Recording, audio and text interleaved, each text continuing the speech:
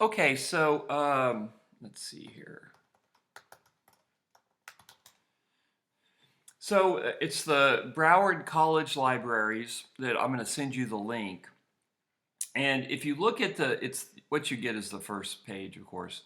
And if you look at how do I cite using notes and bibliography, that is the fourth box to the right.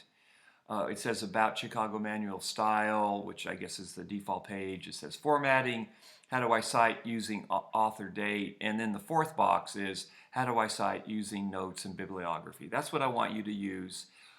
Click on that, and you'll see on the right that it tells you how to cite books and journal articles. There's actually a book, ebook, journal article, okay? So if you have any questions about that, I think it's pretty self-explanatory. So here's what I want to stress. I want you to do it exactly as they do it. Now, there's one little wrinkle that I haven't talked about that I want to talk about now. So I've talked about citation, footnotes, endnotes, right? I've talked about it, you're probably sick of hearing about it, but that's the point of this course. So there's two basic kinds of citation style that are in text, footnotes and endnotes, okay? There is a third citation that I want to talk about now, and that is a bibliography, okay? What's a bibliography? A bibliography is a list of all your sources, but it's a discrete list. So that's separate from your endnotes or footnotes. So what you will see in a lot of articles and books, but not every book, what you'll see is like my first book, I did not have a bibliography, which I was happy about because it saved me some time. It's a real pain. But what you'll run into occasionally is you'll see, let's just talk about a book now. You'll see a book, and let's say it has endnotes. So all the citation is at the back of the book, and the citation is tied very directly to the material that's in the book, right? Well, there is another form of telling the reader what you have studied, what the material on your topic is, and that is a bibliography. And a bibliography is something discrete and separate from endnotes or footnotes. Endnotes and footnotes are tied very directly to your text, right? You're citing material, you're citing things in your text, and then you're putting a citation mark and you're letting your reader know, well, I found this in this book by Kelly, page 22. Okay, so endnotes and footnotes are tied very closely to the text, to the narrative. They're very much enmeshed in the narrative. This is not true of bibliography. What a bibliography is, as I said before, it's a discrete list of the material that you have gathered for your book or for your paper. And it's not tied to the text. It's, of course, everything that appears in footnotes and endnotes in your text will appear in the bibliography, but it's not tied exclusively to what is being written. So a bibliography is a separate entity in which you list, usually in alphabetical order, well, always in alphabetical order, the material that you have used in order to write either your book or your article. So bibliography, it's a discrete list of all the sources that you've used. It's separate from endnotes, it's separate from footnotes, and it's just a list of every source that you've used to write your paper. So that can be a little bit confusing. And the other thing is, often you will not, like I say, often you don't find a bibliography.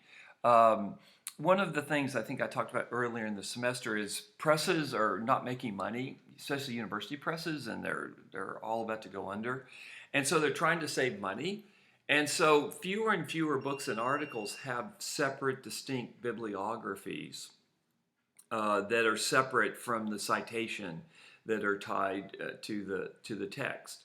So anyway, so that's when you look at this web page, what you'll see at the top, it's on the right, it'll say book and then in parentheses print. You'll see footnote. Remember, they say footnote. That's the default for saying citation. This is also true of endnotes, okay? So in this case, footnote means citation. And so it says footnote. And you'll see it says first name, last name, comma, title of the book in italics, okay? Make sure you put the title of your book in italics. Don't underline it. Note that there is, at that point, after the title of the book, a parentheses. Note that there's no punctuation between the title of the book and the parentheses. Then the place of publication, colon, the publisher, comma, year of publication, in parentheses, comma, page number. The one thing that these folks messed up on, they don't have a period after page number. One of the things I want you to, I don't know why I'm stuttering, I guess I'm so excited about citations. Every citation is a sentence, okay? So what do you have after every sentence? You have a period. So the Broward College Library, which I think they did a good job here, someone messed up. That's the thing about citation. You would think that there'd be a universal citation style, but there's not. They all present basically the same information, but there's kind of different ways of doing it. I have a student in here who does looks at more science journals, and they have a different form of citation than what the humanities do. I'm not going to bore you with what it is.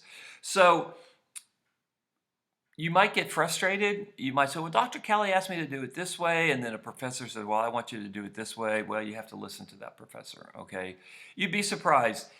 The information is the same, right? But it can be presented in slightly different ways. So what I want you to do is for when you present your books, your list of books for your secondary sources, I want you to do it exactly like they do it in the under footnote. Don't worry about the bibliography in that box, except add a period to your footnote. Exactly the same. Title of the book has to be in italics. Parentheses, the place of publication, I want the colon right, I want the commas right.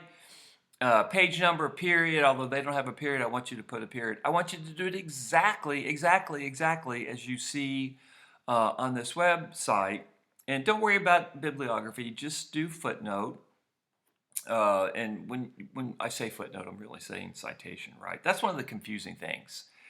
People often say footnote and they mean citation. It's like when I was a kid, my dad would say, what do you want to drink? And I say, I want a Coke. And what I really meant was I wanted an orange soda. Right? Coke in my family meant orange soda. So, we used to say, I'm going to go Xerox this, right? Xerox machine meant photocopying. So footnote has that kind of, footnote can also imply endnote. So, but in this case, when you see the footnote here, note it means citation. Do it exactly like they do it on this URL, except put a period after the page number, which they don't. Okay. Now, I hope that's clear. Now, one of the things that folks have been doing is they've been putting the URL where they found books underneath their citation. I don't want that. I don't need it. Other professors may want that. They may want the information, the internet information or the library information, the URL. I'm going to go old school here. I just want to see the author, the book, the place of publication, publisher, year of publication, and page number, okay? Now, for your annotated bibliography, you don't have to put page numbers for books because you're talking about the whole book, right? And I'll talk about it. So for this assignment, you don't have to put page numbers. You can just put the book, okay?